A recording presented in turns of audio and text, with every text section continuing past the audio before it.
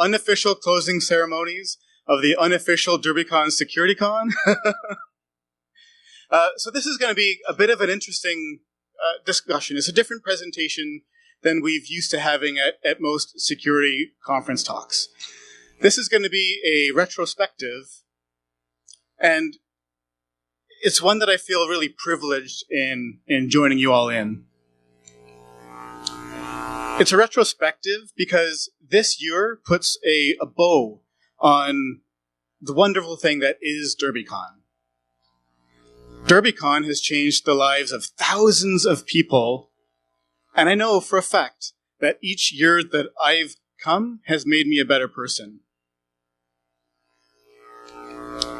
In 2010, Dave and Winfang went to Vegas with a message. PowerShell, oh my God. It's amazing. This was, for all intents and purposes, Derbycon 0. This was a slide from their talk introducing Derbycon 1, which is upcoming.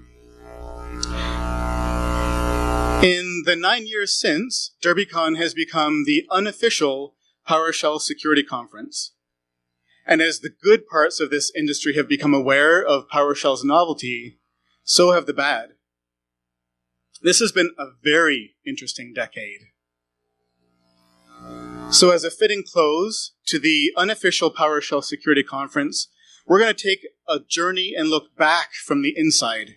You've all seen all the stuff from the outside, but we're going to take a look back from the inside. You're going to find out about when we laughed, when we cried, and we got a chance to share some high fives. That rhymed. But this is not only a retrospective. There are three main themes that I think have made the underpinnings of this amazing time. And these things give me hope for the future. Optimism wins. Be open and enjoy the journey.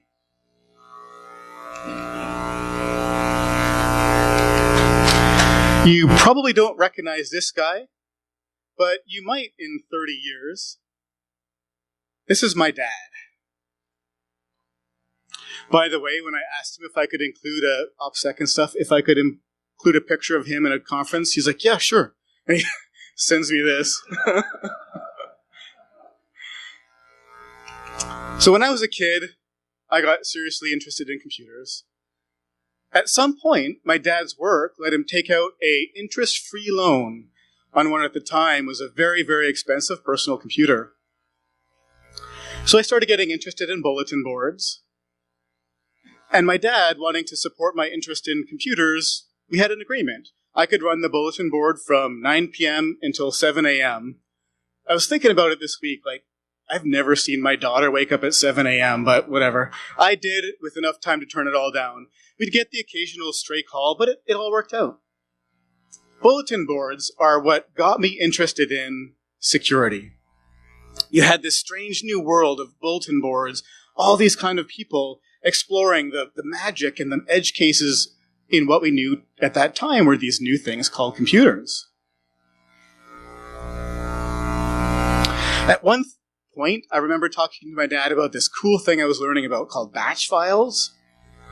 So I tried to explain it, and he was having a hard time getting it. And, I was like, I don't know, maybe it's an age difference or something like that. But one thing I did know for a fact, he worked like crazy. He had an amazing work ethic, and he switched careers when he was like 50. One of the jobs he got was working maintenance at a community center. And so one of the first jobs he had at the community center was waxing the floors. And you've all seen what a gym floor in a community center looks like. It's, cloudy, bumpy, and thick. So he started just doing the best he could. And after a few months went by, he started sharing me pictures of these things. And they were just like perfect quality, TV quality basketball courts. He just took pride in everything he did.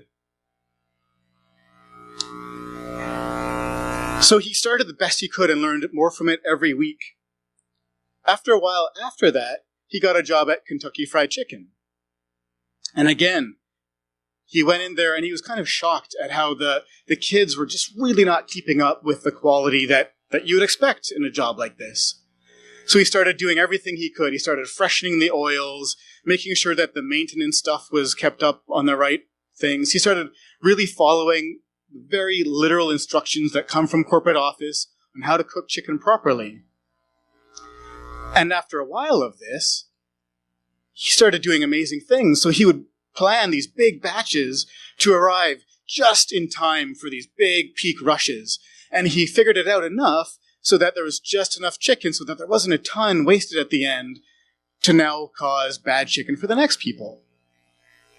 All of these people in all of these rushes had the best, freshest, crispest, juiciest chicken they had ever had. It was amazing. After that, he started working maintenance at a big university. And he started treating all those buildings at those universities like they were his second set of children. And one of the things he did as part of this was he just made sure that every time he went somewhere, he did one little thing. So he had to go from the tool shed to the dorms. He'd make sure if he saw a little sagging power faceplate somewhere down there, he'd tighten it up along the way. He had to go take out the garbage somewhere. Well, he'd replace a light bulb along the way. So after time went on about this, these things started being in clinically good shape. He could walk through the halls and push open a door with one finger because that's all it required to do its job right. Now, when it came to his intellectual curiosity, one thing he loved to do was scan books into his computer. So this was the early days of OCR, where you had to spend days swiping down every page, days correcting errors. But he did it, and when he was done, he had this folder full of these electronic documents, and he loved it. He said he could scan through and search through all of the stuff of all of his library, and it was like having the universe at his fingertips. He loved it. So anyways, this is the guy that I was having a hard time explaining batch files to. So it was very clear that the topic was a lot more complicated than I thought it was, and I wasn't a good enough communicator at that time to get the concepts through. So anyways, I kept up with computers. I took them through high school and university, which landed me at Microsoft. My first job was at Encarta. Oh, man. You're like, I thought you'd be smarter by now. I thought I was going to be a genius, working on an encyclopedia all day. But the thing is, you work so much on like the code and the HTML that you just don't have those extra couple hours to spend reading encyclopedia articles all day.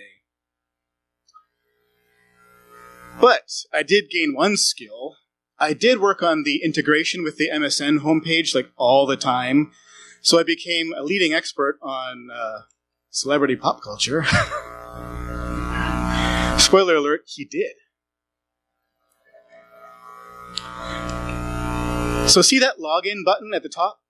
That was the part that I mostly worked on. It was the login flows and all the stuff related to that infrastructure.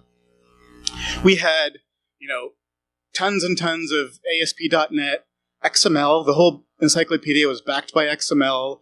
We had to write XSLT, which is this brutal language, to convert XML into HTML. It was a really interesting thing. And, of course, in Encarta, there was a lot of operational duty, right? It was a website in the early days. And we ran Encarta on about 31 servers. You might be thinking, 31 servers? That sounds like amateur hour, doesn't it? So for some perspective, if you take a look at Stack Overflow in 2014, they ran their entire production workload on 8 servers.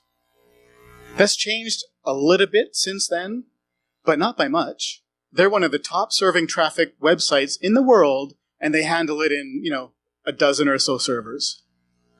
It's a bit more with redundancy and whatever, but in terms of the core workload, it's pretty amazing how much you can do with little.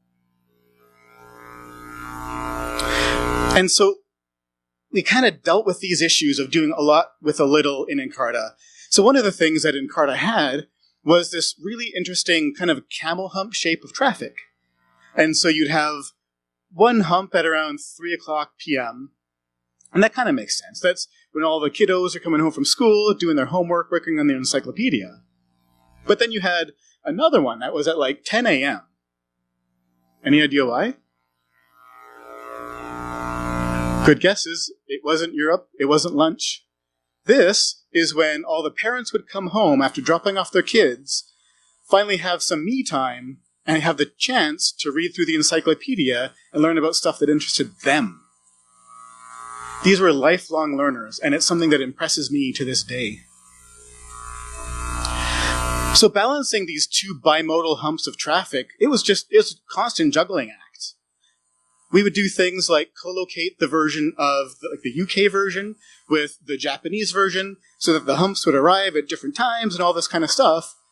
We could have, of course, put all of the content on all of the servers and had just hundreds and hundreds of more servers, because just the disk overhead of all that localized content would have just cost us so many servers. But we didn't. What we worked on was optimization, and this worked out really well. But in getting interested in automation, it was really clear to me that what I dreamt was automation at scale, and what I later realized was something more like the cloud. So, while I was at Encarta, there was this story on a website called Slashdot. And it was super cool. I was reading Slashdot, and it's like, hey, there's a new command shell coming out of Microsoft. And I was like, whoa, what a rumor. And I was like, hold on a second. I work at Microsoft. I don't have to just read Slashdot for rumors anymore. So I reached out internally at Microsoft, and I got a hold of this thing. And it was called Monad. And it was pretty cool. It was super rough at the time. It didn't have any commands to clear the screen. It had one help file, and that was, I'm pretty sure, was like copy and pasted from Wimic or something just to show that there could be help. But at the time, I saw how important this thing was going to be. Even at the very early stages, I realized this is a thing that was going to change the world. So I decided I need to join this team. And at Microsoft at the time, changing jobs used to be so scary. Things have changed in incredibly good ways, but they used to be brutal. So for no real good reason, the system, the performance management system, was hyper-competitive.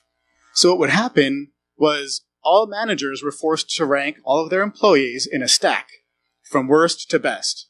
This is going to sound brutal, and it's changed, and it was brutal. And what would happen is they had to force to allocate all of the rewards strictly according to that ranking. Reward the people at the top, and work on letting go the people at the bottom.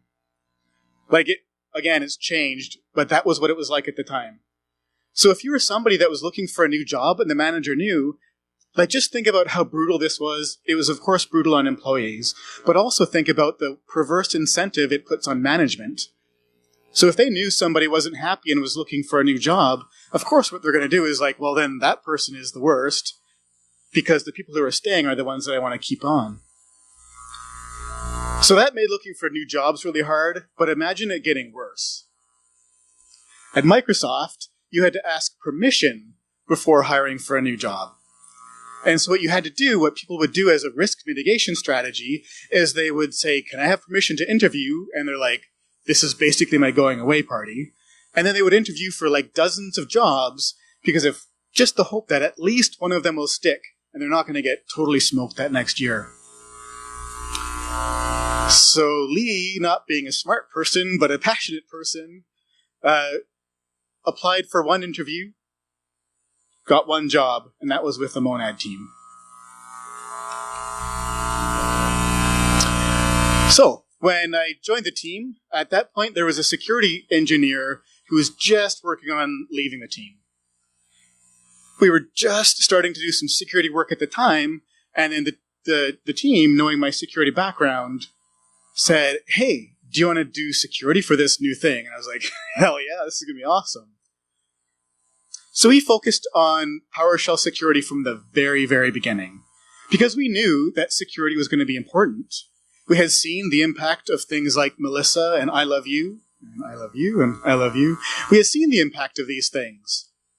So what we set out about to do was, from the outset, start to do some security functionality to work on limiting it. So we talked with the folks that did CMD, the folks that did VB script, the folks that did software restriction policies in Windows. We, of course, looked at all of the security best practices in Unix. And what would happen is you talk to so many of these people and they'd go, what are you talking about? Like, once somebody gets root, it's game over. But we knew that we've seen the impact of these things. We couldn't accept that somebody getting root meant game over. We had to do something. Like, what would you do?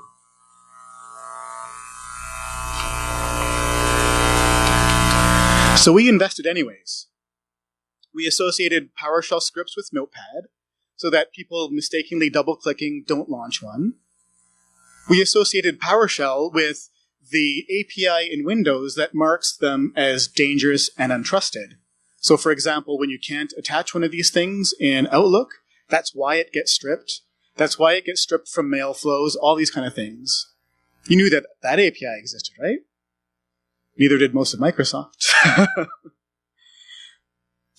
We also worked on things like logging, right? Like, no other shell had really brought in logging. We brought in a bunch. Not as good as we made it, but we did bring in a bunch. Now, execution policies are like the great punching bag of monad security. And I've realized since then that that was a very myopic view. So to realize what execution policies are all about, think about chmod on Unix. You're used to, you get a script, make it executable, run it. That's like good, and you forget it sometimes, and you're like, oh, stupid, and you enable it.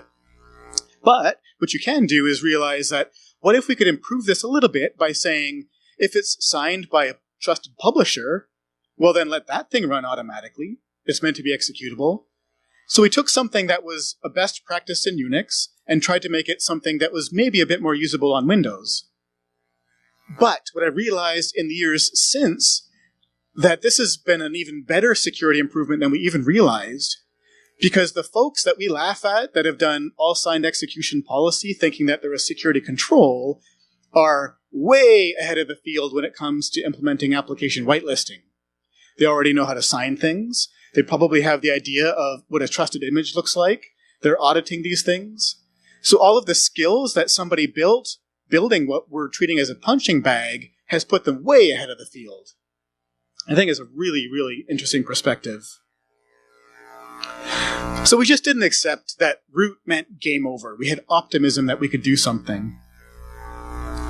And just when we were starting to feel proud of ourselves, we heard the early rumblings of the first Vista virus. So on August 4th, 2005, one of our MVPs let us know about this rumblings going around on the internet. The first Vista virus. And this thing was incredibly simple. You can basically see the code there. It was an MSH script that would append itself to the end of MSH scripts. And that's basically it. Like, okay, scripting language can manage text files like News at 11. But the thing is, Adam Barr, he was a security researcher, a security program manager that I worked with at the time. We realized that this was in Vista, which was newly in beta, and, that was going to make news. So what we did is we went back and we put up a blog post, prepared a blog post about this virus, talking about all the security controls, what it really meant, that you had to explicitly pwn yourself before it could continue on, and we waited. We knew that this was going to be a big mark. Black mark on PowerShell security if we did nothing about it. So sure enough, this hit Slashdot. So for any of you unfamiliar with Slashdot at the time, it was huge. So think Hacker News, but full of like rabidly anti-Microsoft people, full of a bunch of blowhards that like think they know. Just think Hacker News. It's just fine, you get it. So sure enough, it hit Slashdot and a front page, no less. So we jumped on it. put up a comment right away that was like, hey, this happened. Here's a blog post talking about it. It got upvoted quickly. And it was amazing that the traditional anti-Microsoft rhetoric was surprisingly gone. People were able to read and have smart education. It felt good. So that day, that was a good day. Went home being like, save the world a little bit today. Slashdot was happy about Microsoft like nothing else. But the following day was not. In perhaps the worst example of a Microsoft self-pwn I've ever seen, some folks tried to do damage control to protect the good name that was Windows Vista. The news cycle had already run its course, and it really ended up on a good note. They had pulled good quotes from my blog, and it really felt like things were done. But let's just say that didn't work out so well. This thing also hit the front page. The media storm caused by this self-pwn was just was stupid. It was years inside of Microsoft when I stopped hearing the term like, hey, wasn't Monad removed from Vista because it gets viruses? Like, it was so bad. But it was clear that what was starting to happen was that we had done such a good job at locking down the entry points of an attack that we were pretty happy with what was going on. So Monad officially shipped as Windows PowerShell in November of 2006. It first shipped as a part of the Windows SDK, like literally Windows SDK opt into PowerShell. It also then came as a standalone download, and then finally as a built-in component in Windows 7 in 2009. Funny thing about it being part of the Windows SDK, so it was a different team who put together the Windows SDK. And at some point we got a bug report that if you uninstalled the Windows SDK, PowerShell still stayed there. And so we reached out and asked them about it, and they kind of like blinked and they looked at us and they're like, why would anybody want to remove PowerShell? So my kind of team. So in around 2009 or 2010, attackers started coming in from the side. They would exploit something that was weaker. For example, a macro in a document that was packed into a zip file that was password protected or something like that. Or I kid you not, raw scripts being shared over the Kazaa file sharing network. Like, okay, I'm going to download something over peer-to-peer networking and double-click it. All right. But Unix has always had this philosophy of like, no, duh, root, but we just had to move past that. These are real people sitting at real computers with real children and their dogs wrapped around their feet. We knew we had to do something. What would you do? So all of us here as security geeks, we've got a love for cool technology, cool tools, and fun new things. As a security person myself, I had marveled at the incredible use of PowerShell for just random security tooling. Like, this is an example of a ping sweep of a Class C network that finishes in 500 milliseconds. This is the kind of thing that you're used to seeing now at Carlos Perez's classes and stuff like that. But at the time, I had spent like 5 years wondering, why hasn't the rest of the world figured this out? Well, turns out in 2010, we finally got first contact. So we had a researcher reach out from a Fortune 1000 company, and he was deeply investigating an assume breach model of their appliance. If an attacker got in, they wanted to limit what they could do. They were doing stuff to harden their appliance that's really, really rare to see. We've been down this road a lot at Microsoft with Xbox, Azure Stack, Databox, Azure Sphere. But it's amazing to see other companies put this much effort into what most in the community today disparage as IoT. That researcher, you might recognize him, Hey Dave, you rock. It was great working with him. He was literally the first researcher into PowerShell. So there were a couple things that were off the mark. When he reached out, there was a couple things we helped him out with a code review. And to be honest, there were some harsh words that were shared. Bind shell in CMD instead of PowerShell, you asshole. But the message of his talk was 100% true. This is the Dave that we all know and love, and I just didn't know it at the time. There is nothing you can do about a sufficiently powerful tool, and you can't control what somebody's going to do when they wield it. So rather than going down the unfortunate industry standard of trying to squash the research, we listened. We welcomed it. His talk happened. You've all seen it. It was awesome. At Microsoft at this time, that was Big Dave. Big Dave. At Microsoft at the time, we were very, very busy working on Windows 8. Security-wise, a huge feature of security at the time was Windows on ARM, also known as Windows RT. This was the goal of offering a Microsoft device that was a much more media and app-focused thing. So it was super locked down, and that was it. The picture you see at the bottom right there, that's the first time that PowerShell ever booted on the ARM architecture. That was magic. So security-wise, this brought in some really awesome features, like Device Guard, which is a Windows-wide API that any application can query to figure out the current system lockdown mode, and also determine the trust level of any file in the system. It also brought in constrained language, a version of the PowerShell language that made sure that only trusted scripts could run the kind of APIs like .NET scripting and things like that we were seeing attackers become increasingly fond of. So despite Windows RT being relatively short-lived, the security features that we added to Windows and PowerShell at the time, they live on and they help protect some seriously high security systems. So starting around early 2013, we started to see an uptick of PowerShell being used for malice. Attacks weren't coming through the front door because we had locked all that stuff down. But also, we were seeing that internal red teams like Office 365 had been investigating PowerShell as a post-exploitation vehicle for a little while. So Jeffrey and we started putting our heads together.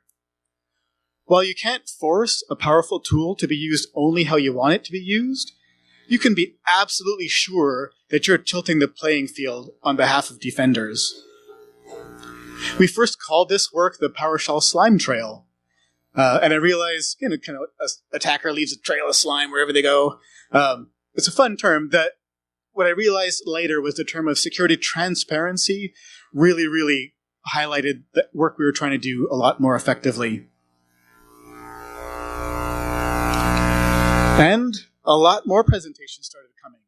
Started exploring the crazy power of this baby we built. And it was kind of feeling like it was getting harder every day. But we did. We kept on listening. And it was those days we realized how genuinely good the core of this community is. I've had many discussions with many of you, and I feel truly fortunate that some real and long-lasting friendships have formed. So seeing these attacks, and we started analyzing the core of what made them tick. And so we started working on features to not only mitigate them, but turn them into an advantage for the blue team. If an attacker is going to use PowerShell, let's make them regret it. In March of 2014, we checked in the first stages of PowerShell transparency. This is what a check-in mail looks like on the team at the time. Look at all that nice blue console colors, it's fun.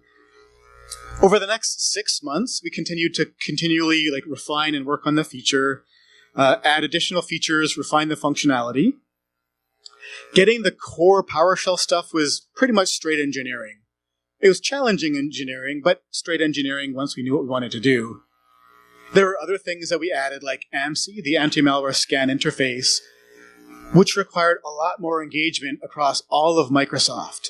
That was working with Windows, Defender, the VB script team, PowerShell, of course.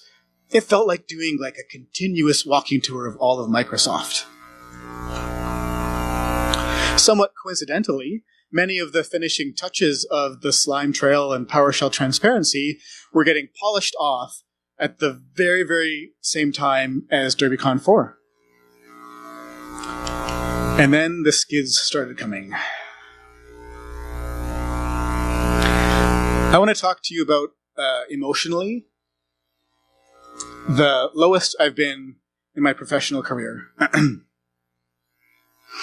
On April 9th, 2014, word started going around about Poshcoder. So this was a new kind of ransomware. Like most, it started with macros and stuff like that.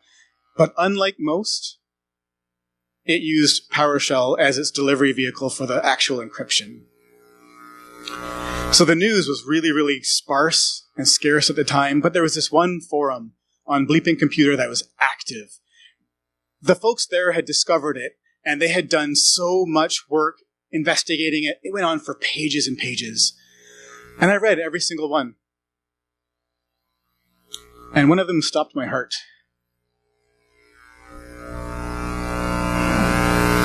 It's hard to explain how this felt. We had spent the last decade and tens of millions of dollars making a tool to make people's lives better. I can't count the number of people that have come out and said PowerShell's made their life better, or that got them a promotion, or that changed their business, or that literally changed their life for the better. But that day and the days that followed it, I really wish I could rewind time.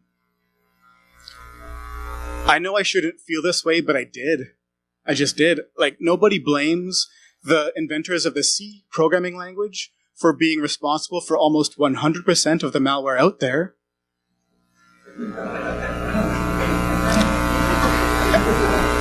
And they've never done anything to do anything about it. The seminal book on the most influential programming language of our time mentions the word security once.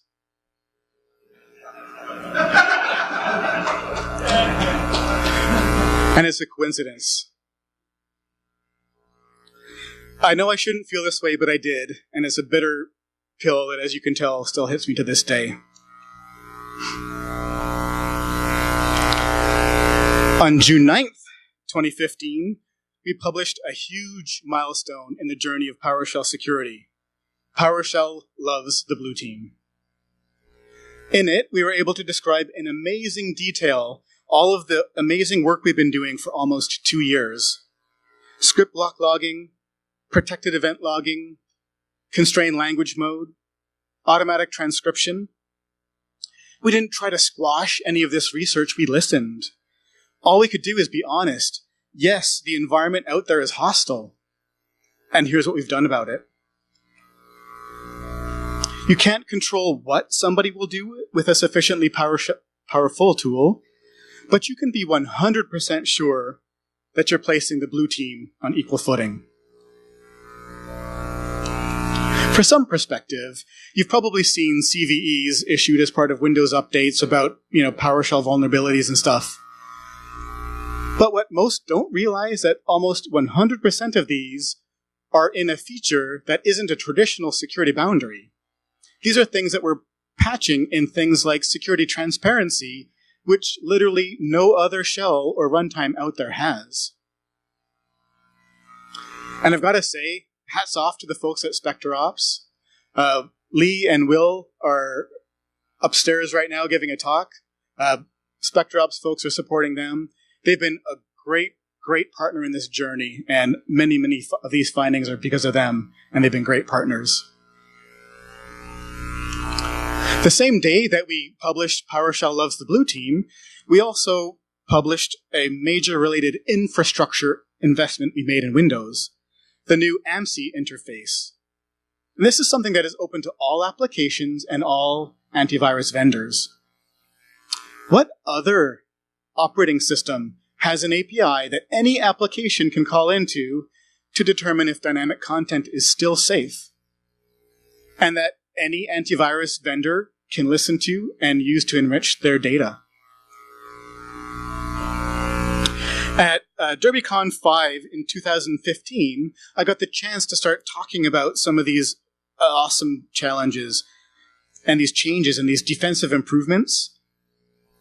I also submitted talks about these to Black Hat and DEF CON, neither of which were accepted. This is just another example of Derbycon being way ahead of the field. The next year, Derbycon 6 in 2016. The looming impact of security transparency in PowerShell was starting to become clear. Jeffrey and I were honored to give Derbycon's keynote that year with the theme of collaboration, the future, and us. It's hard to overstate how important collaboration has been in this incredible journey.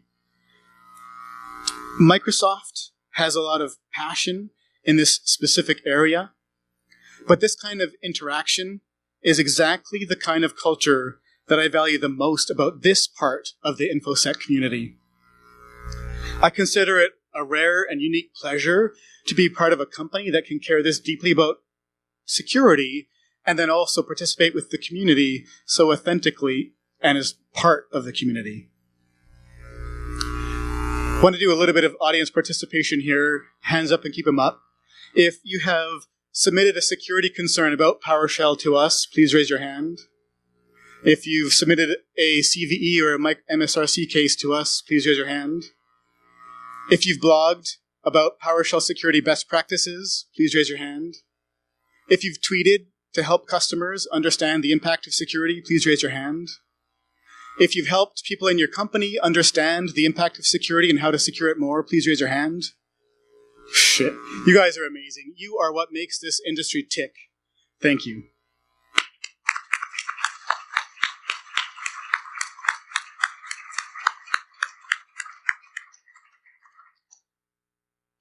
Also that year, one of the presentations blew my mind.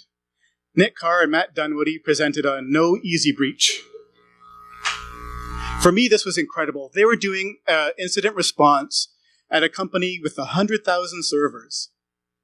10 of these per day were getting popped. So like really in your head, try to think about that as a defender. If you knew that one of these servers that had just been popped, and you knew this was literally nation state APT. If you knew that one of these servers had been popped, and it's your job to extract the tools, the techniques, the processes, where are they going next? What does this mean? Like, I don't know how you get out of this without a week of forensics on a machine. For most things at this scale, you're talking about a team of full-time 70 people just to keep up. I don't know if you got more cash than I do, but that's going to be a hard time. But because Nick and Matt had heard about PowerShell security transparency, they did one thing. They upgraded the version of PowerShell across the environment, turned on all the logging, and guess what? This turned the entire toolchain into an open source investigation. Attackers had been using Python, batch files, PowerShell, you name it, anything that's on the machine. But because of this security transparency, they were able to extract everything that they were doing just because of this one tool, as long as they were using PowerShell. That finally broke open the case, and they were able to remediate the environment and save the customers. It's just incredible what security transparency can do. That year, we also introduced Just Enough Administration, just an amazing foundational technology that lets you give people access to manage aspects of sensitive servers without having them access the entire sensitive servers themselves. So that's been a long time that Derbycon's been aware of this stuff. But meanwhile, the rest of the world was starting to catch on. DEF CON 24 was like music to my ears. I attended probably half a dozen presentations calling out the quickly dwindling utility of PowerShell as a post-exploitation language. Still, no talks from the PowerShell team. We tried. But people were starting to really point out what the Derbycon crowd had been realizing all along. And then 2017 rolled around, and I guess you could call it a case of be careful what you wish for. For some time, I had been chiding Daniel Bohannon, Debo, on invoke obfuscation. Yeah, he's a good guy, but that's not good. Invoke obfuscation, so here's the background. Invoke obfuscation pointed out a danger that Mandiant was seeing every single day remediating actual customers. They were seeing the fact that obfuscated signatures were just ripping through the defenses that people had written because they weren't aware of the capabilities of obfuscated PowerShell. My only issue is that he was right. He was right, and the industry did not have the right amount of defensive tooling to make this change. So one interesting fact, so most antivirus that uses AMSI has a pretty good handle on invoke obfuscation code. But the issue is that there's a bunch of anti-malware engines out there that haven't yet understood how to use AMSI data stream. And this is honestly a time for some real talk with your antivirus vendors. If they're not listening to the AMSI data stream, then their lack of interest is causing you real actual risk.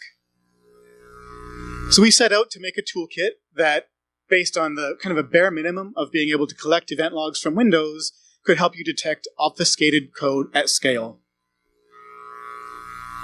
It turns out that PowerShell is pretty freaking awesome for blue team tools. Who would have known, right? We did a ton of work and artisanally handled revoke obfuscation later that year.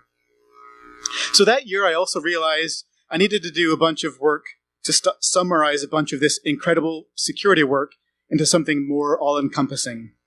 So I put together defending against PowerShell attacks, and in somewhat of a curse of fortune, had 2 talks accepted at Black Hat, 2 at DEF CON, 2 at Derbycon, Microsoft's Blue Hat, and an internal Microsoft machine learning conference. That was kind of harsh. So it turns out there is a way to get a defensive talk into DEF CON. Just submit a talk about offense. That's all you gotta do. But then spend 90% of the time talking about how to defend. You gotta do what you gotta do, right? Hack all the things. Presenting with Debo at Black Hat was funny. At Black Hat, the cameraman kept on trying to pan between us during our back and forth. And since he's this huge gladiator guy, the cameraman kept on whizzing right over my head or doing slow dramatic pans right at his beard.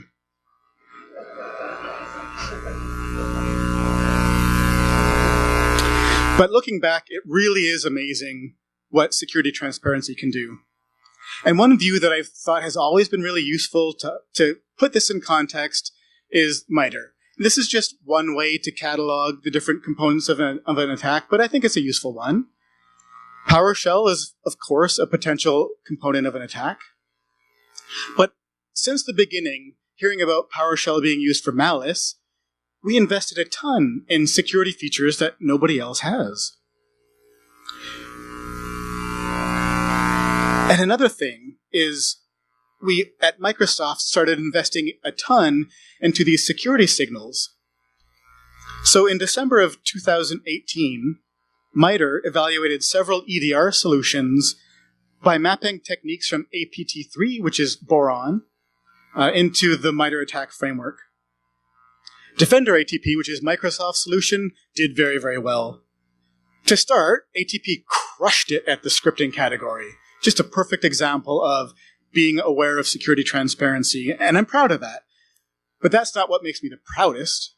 What makes me the proudest is that when you dig into all of the categories unrelated to PowerShell, the attack framework lit up like a Christmas tree. frequently due to its PowerShell intelligence. So of the 54 attack categories that were evaluated by this set, fully 36 of them benefited from this PowerShell security transparency. I manually reviewed every single one of them, and if the attacker had limited themselves to Python or Perl or VB-script or something else, the story might have been a little bit different, but they didn't, and they fell right into the honeypot that we've been building over the past couple of years. I really love the way that Chris Thompson from IBM's X-Force Red put this at DEF CON 25. When PowerShell first came out, Red Teamers started to herald it as the best thing ever to happen in pen testing. But only 3 years after the first check-in of PowerShell security transparency, the tune had changed completely.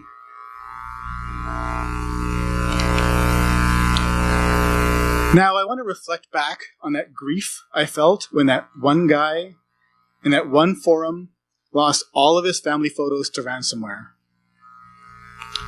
Once AMSI started to come out, I started to feel a new sense of hope. Defender already has dozens of techniques to detect capabilities and behavior, whether something is malicious. But until the advent of AMSI, applications were unable to collaborate with antivirus to evaluate the safety of dynamic content. After AMSI came out, we started to see it block malware that would have otherwise succeeded. Slowly at first, but each one matters.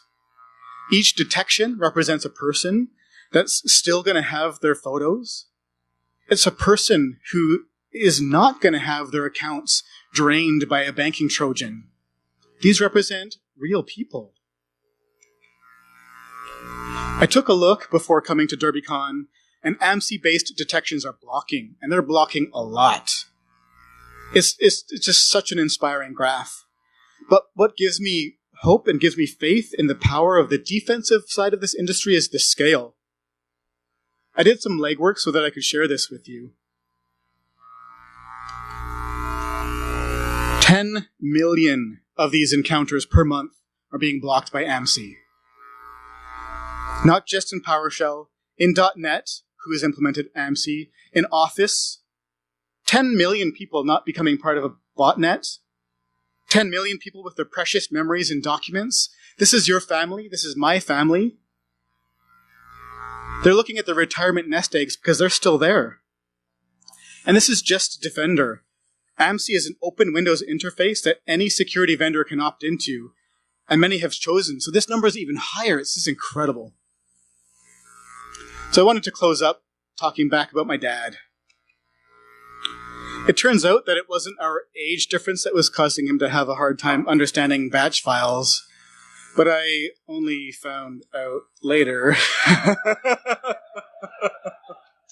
exactly why. Well, that database of his, it kept on growing. He put my book into it. He got it off of BitTorrent, but he now loves PowerShell, and he's one of the most advanced users of regular expressions I've ever met. He uses it to parse gigabytes of XML, to do word frequency analysis, clustering, grouping, Lucene indexed searches, part-of-speech tagging with the Brill tagger, information extraction, and anything else he can imagine. In just a few seconds, he's able to search all of Wikipedia with a fidelity that you just cannot get from a general-purpose search engine like Bing, Google, or even Wikipedia. He retired years ago, but he's still exploring every day. He's one of these lifelong learners. And that's what gives me hope. When we work together as a community, as defenders of both the red team and the blue team variety, it's our turf and we can set the rules.